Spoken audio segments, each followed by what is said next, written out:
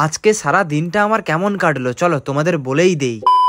দেখো, সকালে ঘুম থেকে উঠে ব্রাশ করে খাচ্ছিলাম কলা। কলা খেতে খেতে তোমাদের একটা কথা বলি। ওই দিন যে তোমাদের বলছিলাম না যে আমি জিমে ভারী কিছু করতে গিয়ে আমার হাতে লেগে গেছে, এখনো পর্যন্ত সেই আমার হাতের ব্যথাটাই কমছে না। তাই তো আমি জিমে যেতে পারছি না। বাড়ির লোকের হাতে আমি খুবই বকা খেয়েছি হাতে লাগার ব্যাপারটা বলতে।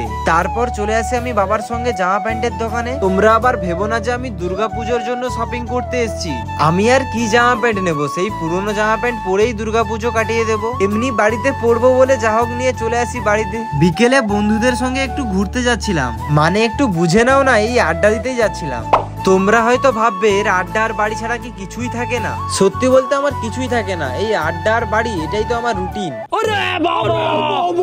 যদি আমি বাড়িতে থাকি তো ঘুমিয়ে থাকি, আর যদি আমি আড্ডা দিতে যাই তো বন্ধুদের সঙ্গে গল্প করতে খুবই ভালো লাগে। তো 1 মিনিট হয়ে গেছে আজকের মতো, বাই। আবার তো আমি কালকে